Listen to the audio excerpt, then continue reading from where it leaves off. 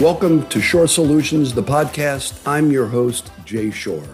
I'm the CEO and founder of Shorr Solutions, a national and award-winning consulting firm assisting aesthetic and surgical practices with their operational, administrative, and financial success. I have an amazing team of practice management experts and clients across the U.S., and as an industry expert with firsthand experience owning a multi-million-dollar cosmetic dermatology and plastic surgery practice, listen in as I lend you my expertise and best tips to successfully manage and grow your aesthetic practice. I will also be bringing in guests along the way, so get ready to be equipped to operate your aesthetic practice strategically and profitably. Welcome to Shorr Solutions, the podcast. Hello, and welcome to another episode of Shorr Solutions, the podcast, and I'm your host, Jay Shorr. Today, we're going to be speaking about the top 10 tips to becoming a better leader in your practice.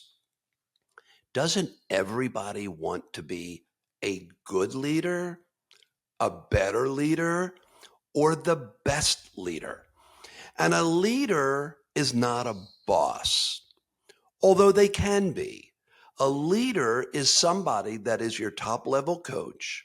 A leader is somebody that is able to rally the troops and not be afraid to be on the front line with the troops to show your staff that you too can do everything required to help them exceed their goals.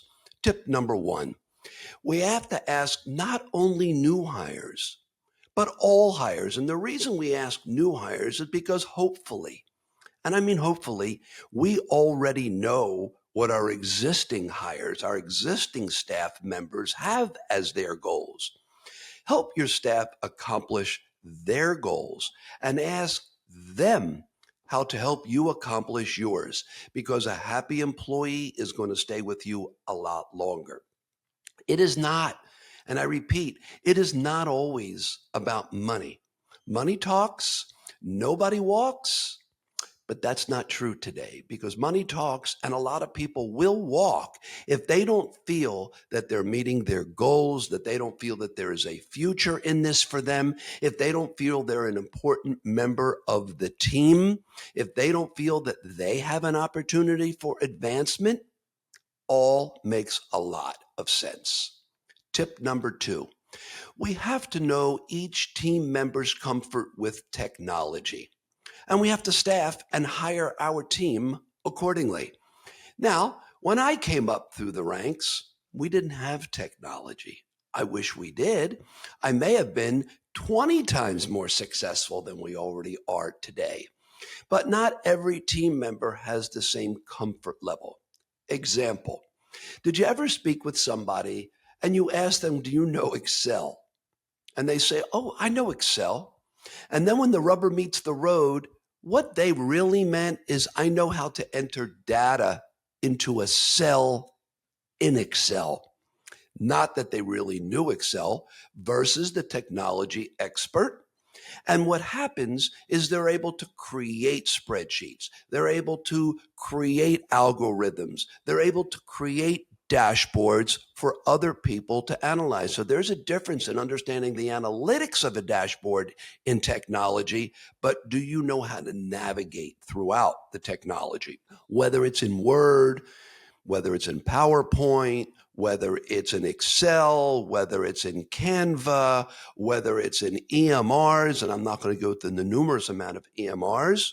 How is their comfort level in technology? Because many times you cannot teach an old dog new tricks. Tip number three, you have to clarify your expectations right from the beginning. Don't expect somebody to understand what you believe the expectations are without clarifying them.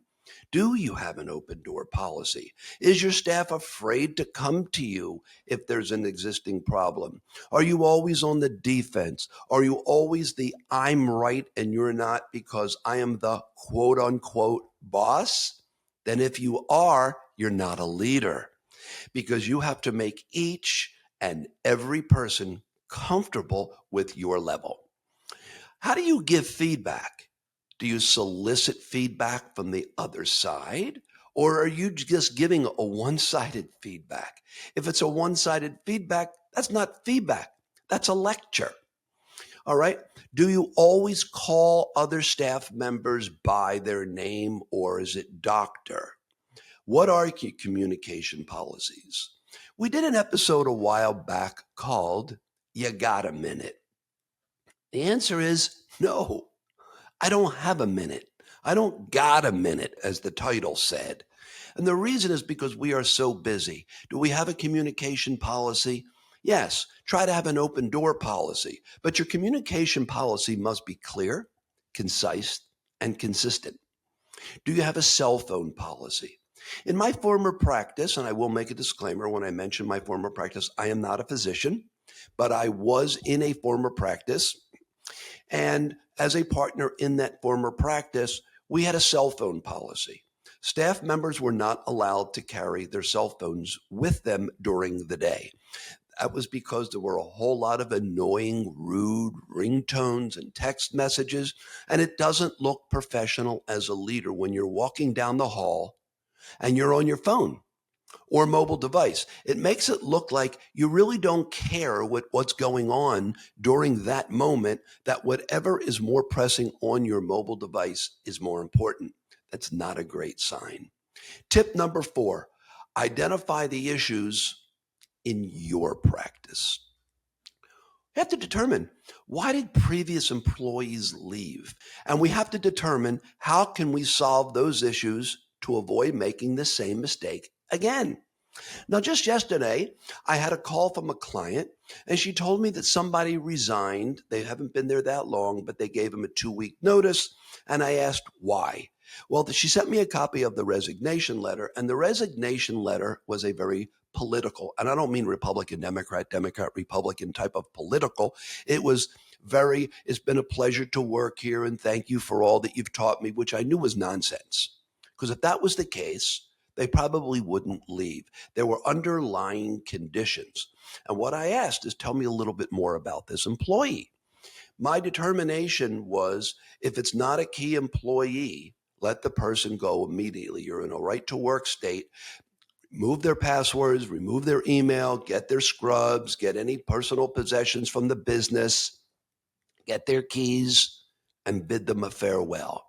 You're not going to be able to live with any type of negativism within the next couple of weeks to show an example to your staff.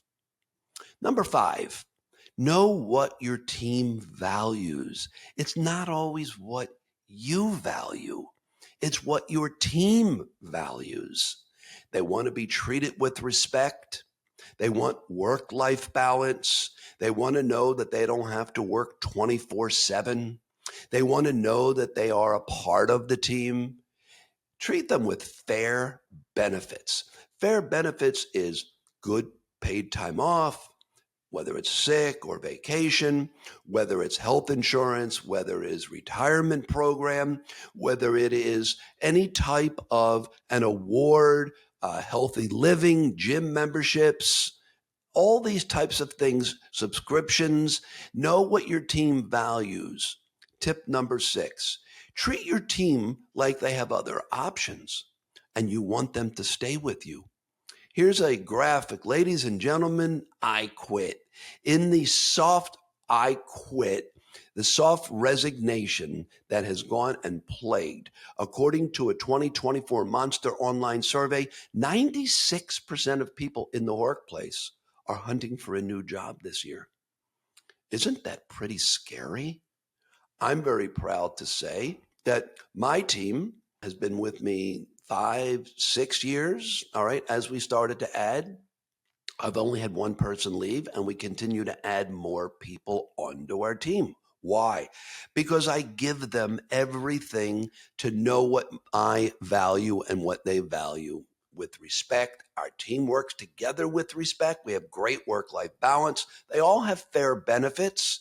So we treat them like they have other options. Yes, we're going to take a quick break and a slight intermission.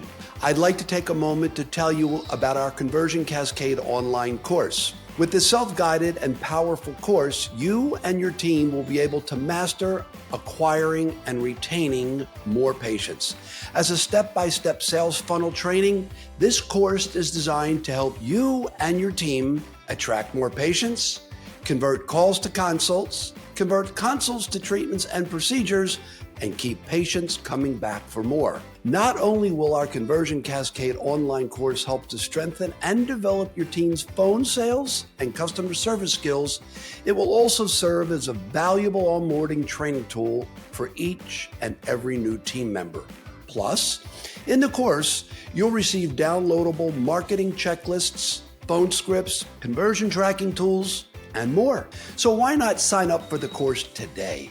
It only takes less than 4 hours to complete, and you can finish at your own pace, and you'll have lifetime access. And as a special thank you for being our podcast listener, we're giving you 20% off. Just enter the discount code PODCAST to start saving today. Click the link in our show notes to sign up for the Conversion Cascade online course.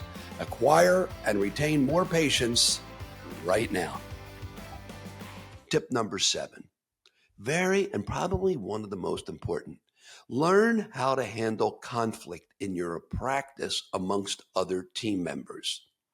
I don't like drama, and my team doesn't like drama. So guess what? We don't have drama because each one of us police ourselves and police the others.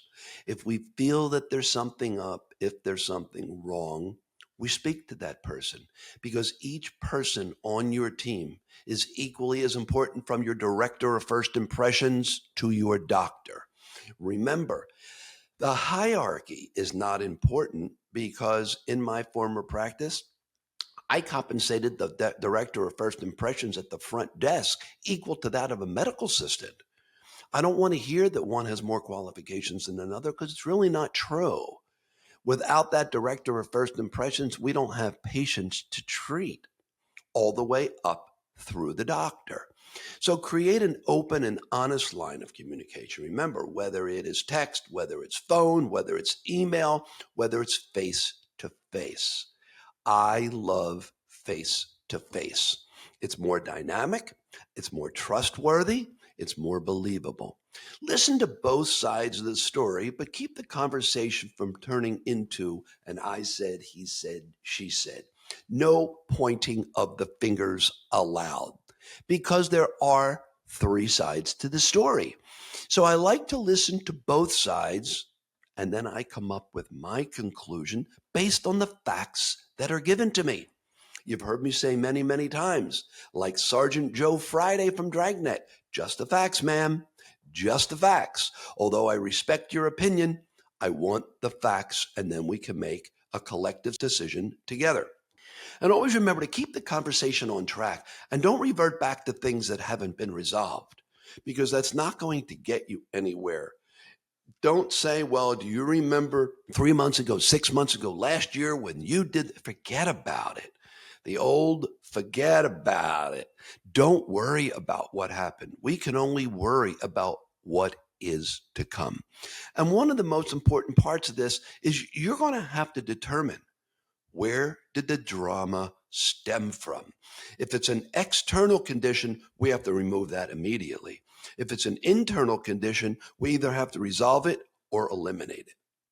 Tip number 8, create respect, and you as a provider, as a leader, has to serve as a role model. Show people. Don't just tell your staff what you expect from them. Show them. Don't be afraid to pick up pieces of paper that fell on the floor. Don't be afraid to make sure that an area is clean. Don't be afraid to do something that you ask your staff to do. I'm not asking you or sharing with you to be that clerical person. However, don't be afraid to show them that you know how to do it, and you will do it when the need arises and you can jump in as a team member, because your team members should respect you and you should respect them. Tip number 9, embrace your staff's strengths. Every one of my team members has a specific strength. my director of operations. She has an incredible strength in keeping things on track to make sure that things get done timely, that make sure that projects get done, and even keeps me on track. I love it. I've never had it so good. My client success managers, they all work together for the governance of the practice, and they'll help each other out with a client. Same thing that would be with patients. Don't ever hear that's not my job. If you're busy and you need another team member to help you, it should be done that way. All right. Now, social media. Who is comfortable? If you have people that are comfortable with your social media strengths, perfect. On my team, I've got a marketing professional, and we just hired another advertising and marketing professional to our team. Came to me. She was my intern for several months. If you've heard our stories, every one of my team members even getting into the executive team have started out as interns. It's a beautiful way to run your business and be a leader. Be creative. I have specialists that are HR focused. I have specialists that are now finance focused. They all work, and I'll wrap it up because it is the creativity of all of our team members. Remember the old expression, the sum of the parts equal the whole, and embrace those skills that each one of your team members bring to the table. Tip number 10, remove that negativity from your office. Stop with the yelling. Yelling is not allowed. Eye rolling, do not eye roll. Even judges don't like eye rolling. Don't be late. If we have meetings, don't be late. Don't be late to the patient appointments. Don't be late to our appointments. And I, as a leader, will not be late. And don't talk back to each other. So, no yelling, no eye rolling, no being late and tardy, and don't talk back to each other. Remember, we each, and I mean each, deserve identical respect at all levels of the spectrum. Ladies and gentlemen, thank you for sharing this time with me to discuss the top 10 tips to becoming a better leader in your practice. Good luck and God bless. So that wraps up today's episode of Shorr Solutions, the podcast. If we mentioned any website links, you can find them in our show notes.